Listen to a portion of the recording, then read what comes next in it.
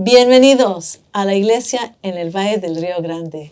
Acompañándonos hoy es el Padre Manuel Razo. Gracias, Padre, por acompañarnos el día de hoy. Muchas gracias por invitarme. El Padre Razo ha regresado a la diócesis después de estar como profesor de teología en la Universidad de St. Thomas en Houston, y también se acaba de terminar, ¿cómo se dice?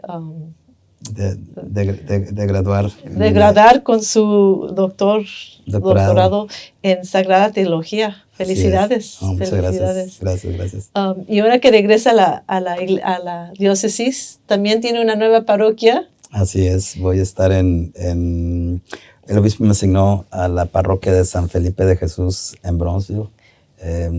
Voy a tomar posesión de la parroquia el 31 de agosto, si Dios quiere, ya un poquito menos de un mes, y estoy muy contento de estar de esa asignación. Pues estamos contentos que está aquí de nuevo. Muchas y gracias. También lo puso como director del programa de formación de diáconos permanentes. Así es. Dos trabajos muy grandes, sí. Pero qué alegría con esta nueva iniciativa o este nuevo grupo de hombres que están discerniendo, sí. Sí, el último grupo que inició la formación fue hace 8 o 9 años.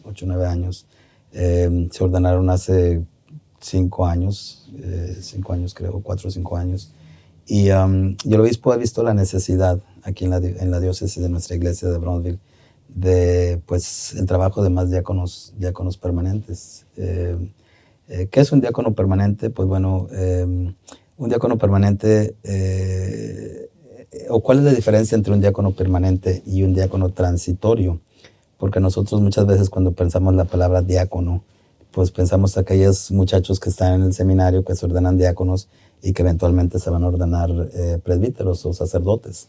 El diácono permanente es una persona elegida por Dios para las órdenes sagradas, pero la primera orden es el diaconado.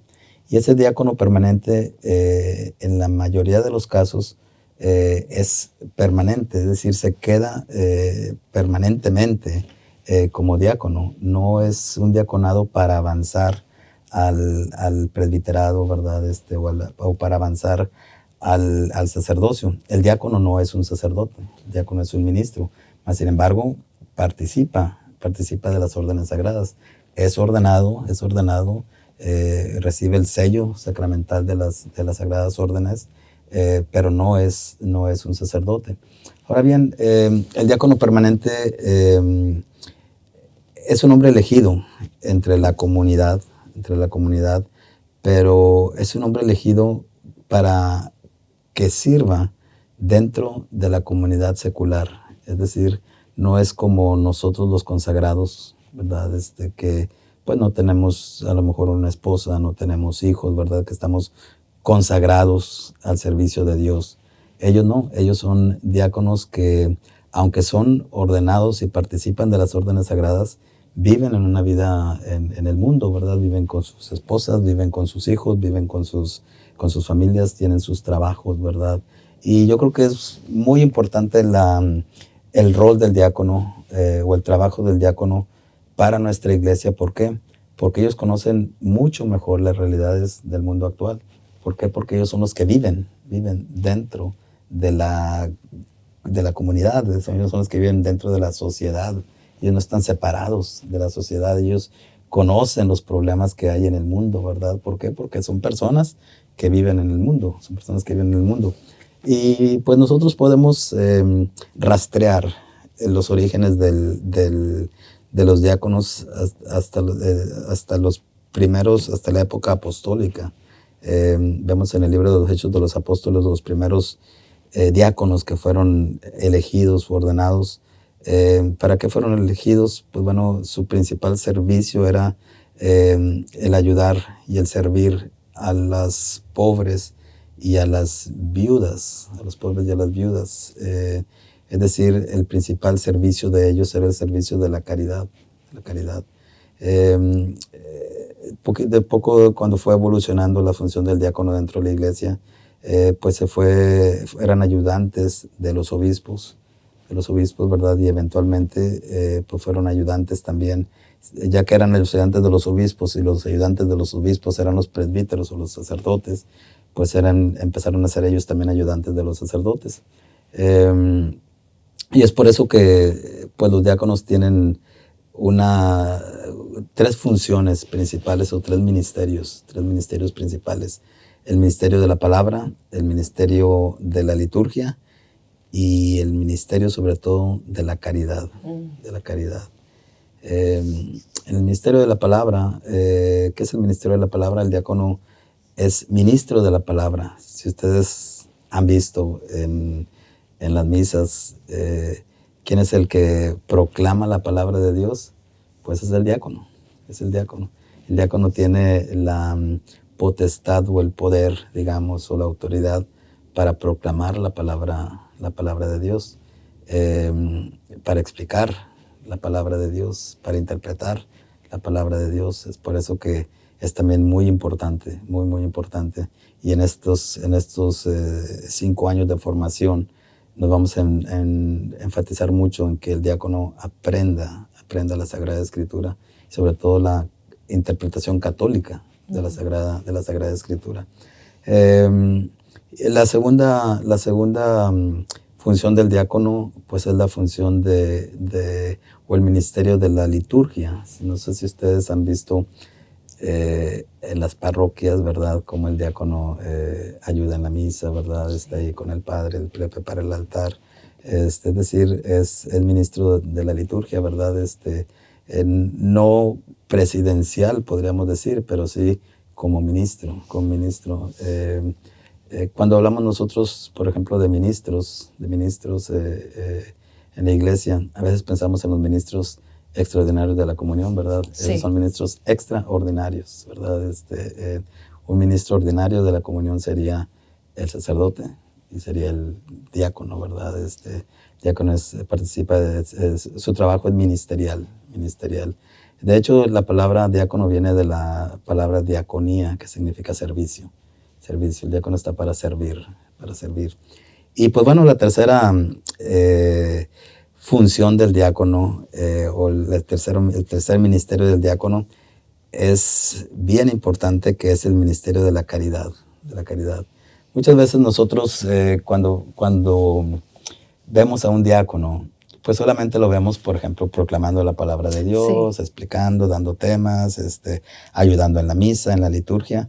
Pero hay otro aspecto más, y que es bien importante y que muchas veces no lo vemos en los diáconos, que es el ministerio de la caridad. El diácono tiene la obligación de practicar, digamos, o ejercer este ministerio de la caridad. ¿De qué forma? Pues bueno, visitando a los enfermos, visitando a los pobres, visitando a las viudas, sirviendo a los inmigrantes, visitando a las cárceles, ¿verdad? Es un trabajo como que detrás de escenas que a lo mejor la gente no lo ve, ¿verdad? Pero es un trabajo esencial del diácono. Sí, porque normalmente es lo que vemos, sí, en la misa. Sí. Y de veras hacen mucho en la comunidad. Así es. Atrás de los ojos, que la gente no mira. Sí. Al día. Así es. Y recordemos, el origen del diaconado es ¿para qué? Para que sirvieran a los pobres y a las viudas, es decir, a los necesitados, ¿verdad? Aquí en nuestra diócesis, en nuestra iglesia de Brownsville, necesitamos diáconos que no solamente se enfoquen en la palabra y en la liturgia. Necesitamos diáconos que estén también interesados en ayudar al pobre, en ayudar a las viudas, en ayudar a los inmigrantes, en ayudar a las cárceles. Si a alguna persona no le gusta este tipo de ministerio, pues eso podría ser una bandera roja, ¿verdad? Sí. De que a lo mejor no tiene la vocación para diácono, o si alguna persona o alguno de los candidatos no les gusta, por ejemplo, ir a visitar a a los enfermos, ¿verdad? Pues podría ser a lo mejor una red flag, o si una no quiere ir a la cárcel, ¿verdad? Sí. O no quiere ir con los inmigrantes, ¿verdad? O no siente esa compasión por aquellos que Por la sufren. gente, sí. Podría ser pues una banderita roja ahí, ¿verdad? Que tal vez no es su vocación, ¿verdad? Y sí, son esos tres ministerios, ¿verdad? Que son lo que el diácono va a estar haciendo durante el resto de su vida si llega a ordenarse. Sí, y estaba platicando sobre esa necesidad. Y por esa razón es que estamos ahorita en un proceso, un tiempo de discernimiento para ver qué hombres en la comunidad, en las iglesias, tienen ese llamado a servir en esta manera al pueblo de Dios. Yo creo que las vocaciones a las órdenes sagradas son vocaciones dadas por Dios, regalos dados por Dios al mundo, ¿verdad? A través de ciertos hombres elegidos por él mismo, ¿verdad? Y los diáconos, como les decía, son una bendición para nuestra iglesia, una bendición para nuestra iglesia. Gracias a Dios, después del año del 69, de 1969, cuando se abrió, digámoslo, nuevamente el diaconado permanente, pues se han ordenado muchísimos diáconos y muchos de ellos han sido una gran bendición para nuestra iglesia, Aquí en nuestra diócesis sí tenemos un buen número de diáconos, pero necesitamos más. Siempre hay falta. Y como dice, pues tenemos tantas necesidades aquí en nuestra área. Sí, aquí en la frontera. Sí. Platíqueme un poquito sobre esta etapa que estamos llevando y el proceso. Ok. Ahorita estamos en la etapa de la informativa y la etapa de reclutamiento. Vamos a estar reclutando a esos hombres, ¿verdad?, interesados en el diaconado. Hay varios requisitos que tienen que cumplir. Para que una persona aplique, primero, antes que todo, tiene que platicarlo con su esposa y su familia. Es decir, si la persona no tiene el apoyo de su esposa y la persona no puede ser diácono permanente. Si es casado, ¿verdad? Sí, claro. Si es casado. Si es soltero, la persona tiene que comprometerse a una vida célibe por el resto de su vida. Es decir, una vez ordenado, una persona que nunca se ha casado, ya no se puede casar por el resto de su vida, es decir, tiene que hacer pues una promesa de celibato. ¿Pero por qué, padre? En este caso porque por ejemplo, si un diácono casado queda viudo, ese diácono casado no se puede volver a casar. Tiene que vivir una vida de celibato. Un diácono que es soltero y se ordena como diácono, tiene que vivir una vida de celibato. ¿Por qué? Porque el ideal, digamos, es vivir una vida de celibato, ¿verdad? Una vida de celibato. Es por eso que se aceptan personas ya pues maduras, ¿verdad? Maduras en la fe, personas que ya saben, que ya tienen conciencia o que deben de tener conciencia de que el diaconado es algo para toda la vida, no es algo que ahorita dicen, bueno, pues hoy quiero ser diácono, ¿verdad? Se ordena diácono y luego después dice, no, pues ya no quiero ser, ¿verdad? En este caso, es por eso que se trata de que sean hombres, pues ya ya maduros, ¿verdad? Sí. ¿Y por qué el celibato? Porque pues se ha pensado, ¿verdad? Que el celibato es el estado ideal de vida. Uno puede ser llevar una vida pura, ¿verdad? Y santa en el matrimonio, ¿verdad? El matrimonio. En este caso, ¿qué es lo que se pide? Pues bueno, ya después, si tú te ordenas diácono y tu esposa fallece, ¿verdad? Tu prioridad, ¿qué va a ser? Pues va a ser la iglesia, ¿verdad? Va a ser el diaconado, ¿verdad? Si tienes hijos, ¿verdad? Pues a lo mejor no vas a descuidar a tus hijos, ¿verdad? Pero tu principal prioridad tiene que ser el diaconado. Igualmente para los solteros, ¿verdad? Ellos tienen que hacer una decisión, y es una decisión importante, ¿verdad? De decir, bueno, tengo yo la capacidad como ser humano, ¿verdad?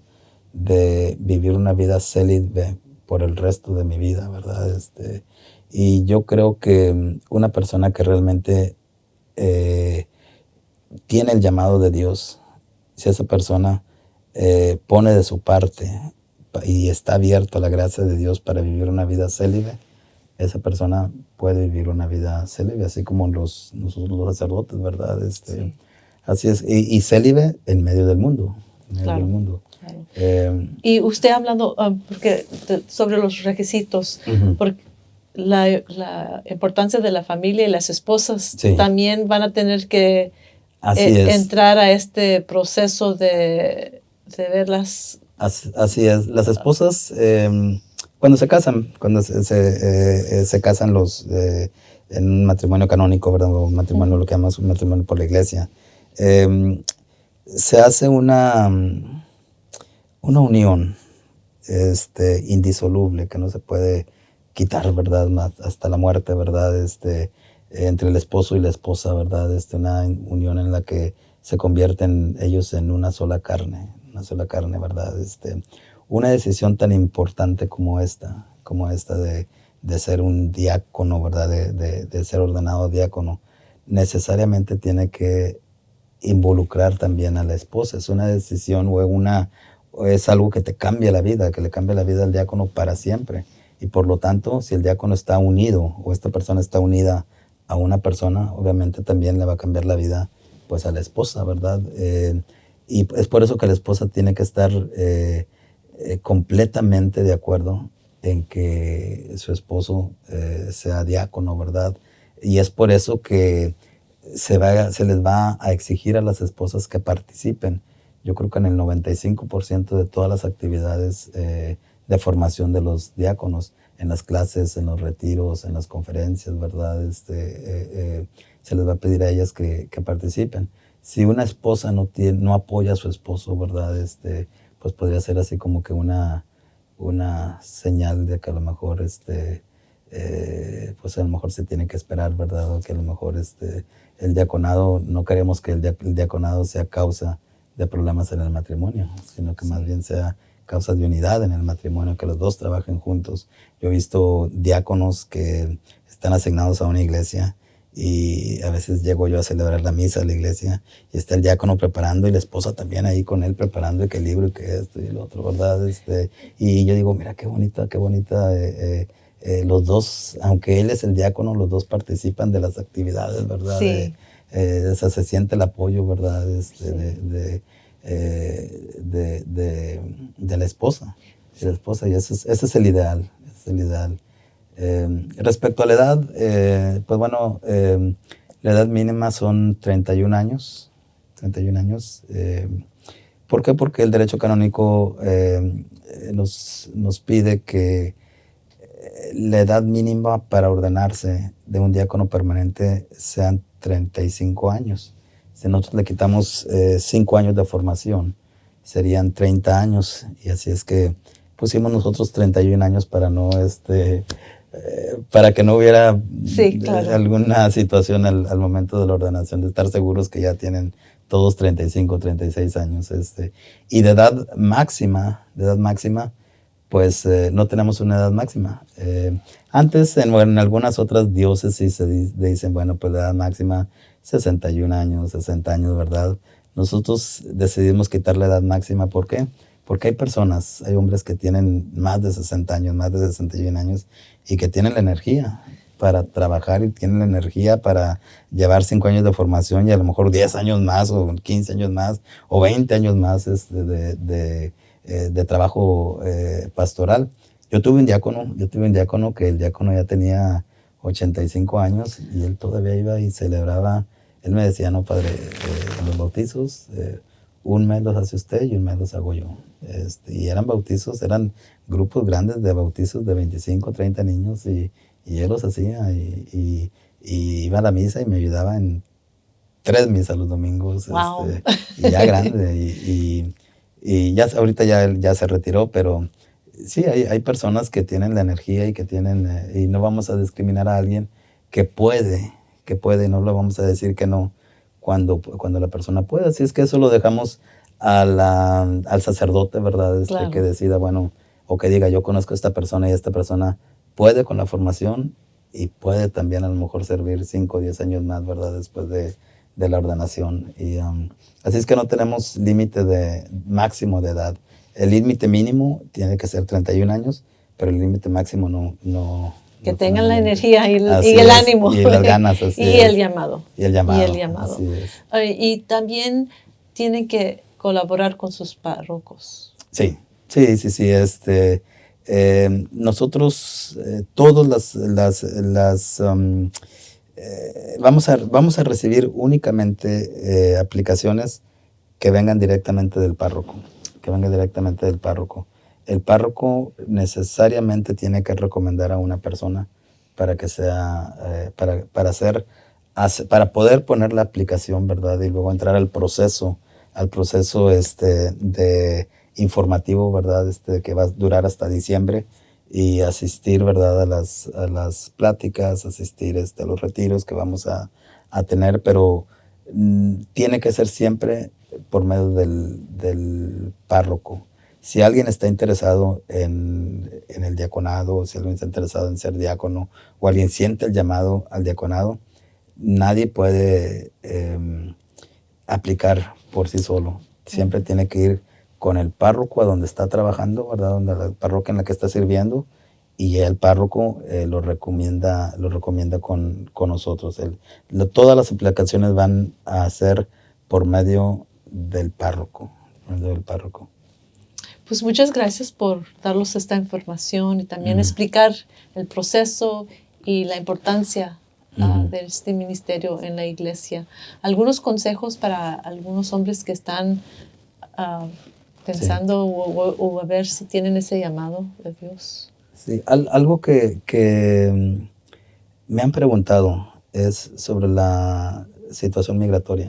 Sí. Sobre la situación migratoria. El programa la situación migratoria no afecta en nada la aceptación de la persona al diaconado. La situación, una persona puede ser llamada por Dios a ser diácono, o es llamada por Dios a ser diácono y Dios no se fija si es ciudadano, si es residente, si es indocumentado, ¿verdad? Con que la persona tenga el llamado de Dios, ¿verdad? Con que la persona sea apoyada por su párroco, nosotros no vamos a decir o a discriminar a alguien por su situación migratoria. Puede ser personas, ciudadanos americanos, pueden ser residentes, pueden ser personas indocumentadas que pueden servir muy, muy bien a la iglesia. También pueden ser personas que hablen inglés, personas que hablen español y personas bilingües, ¿verdad?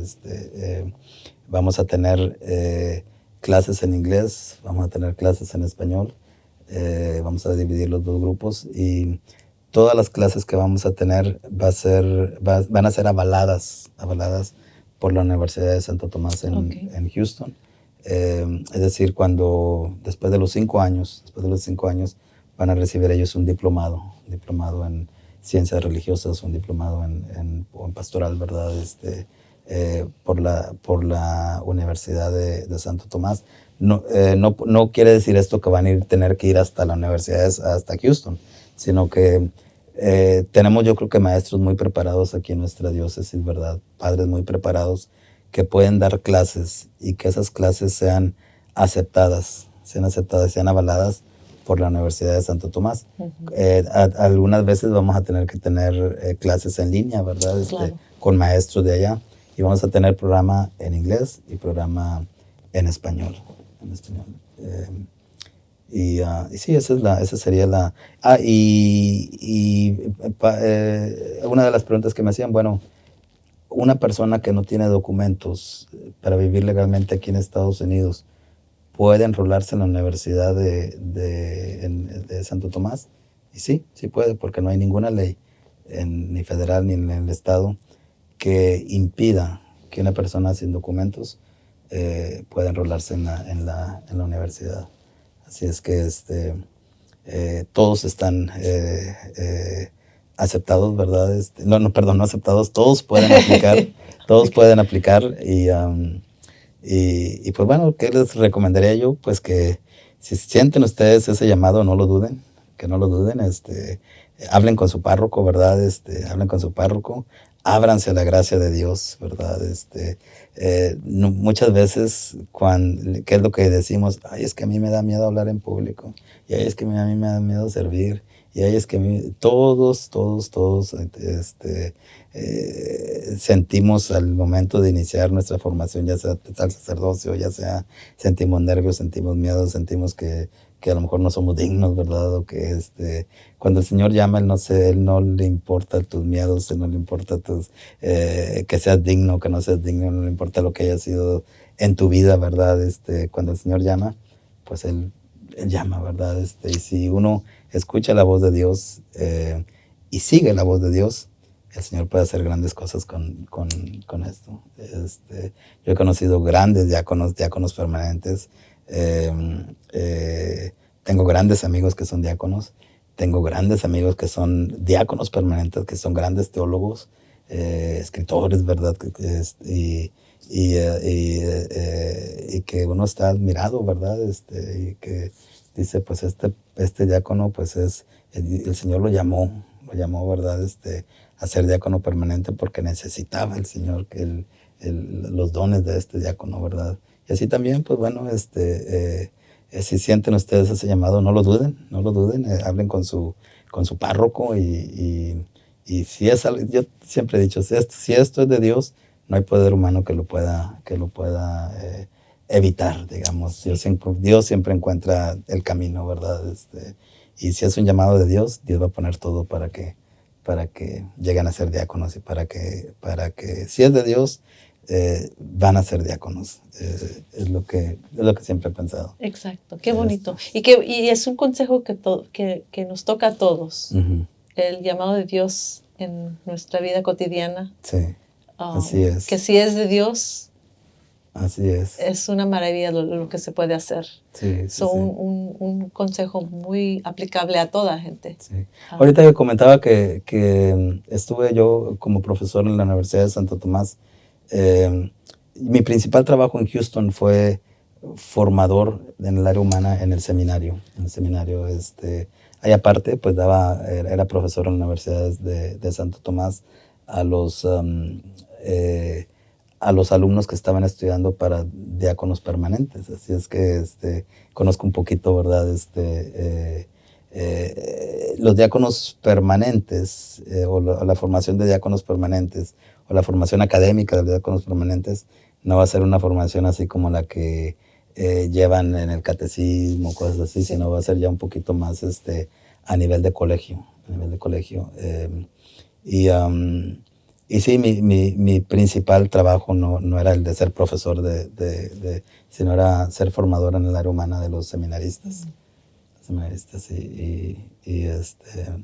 Porque a veces como que decir es profesor, así como que no, mira, sí. yo fui como formador, ¿verdad? Del área humana. Sí. Y pues terminé por la gracia de Dios siendo profesor, ¿verdad? Sí, pero gracias a Dios que está aquí nuestra diócesis para este proceso, esta etapa que se está llevando a cabo. Sí.